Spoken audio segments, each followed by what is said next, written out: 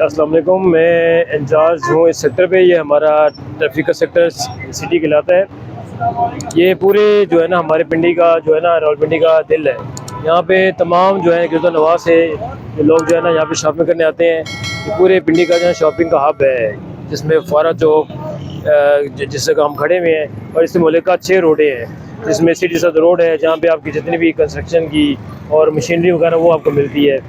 इसके साथ साथ हमारा ये लियाकत रोड है, आगे बाड़ा है जहाँ से शॉपिंग वगैरह होती है, लोग शॉपिंग करने आते हैं, सर्दी गर्मियों के कपड़े ख़रीदते हैं। इसके साथ साथ हमारा इकबाल रोड है, वहाँ पे भी जो है लोग जो है शॉपिंग के लिए आते हैं। आगे मोती बाज़ार है और साथ हमारा राजा बाज़ार है जो बहुत ही मशहूर ज़माना है पाकिस्तान का पूरे में बहुत ज़्यादा मशहूर है कि राजा बाज़ार में जो किस तरह लोग जो है ना पूरे पाकिस्तान में यहाँ पे शॉपिंग करने आते हैं। इसमें गंज मंडी है जो हमारे अनाज का जो है ना वो मरकज़ है यहाँ पे।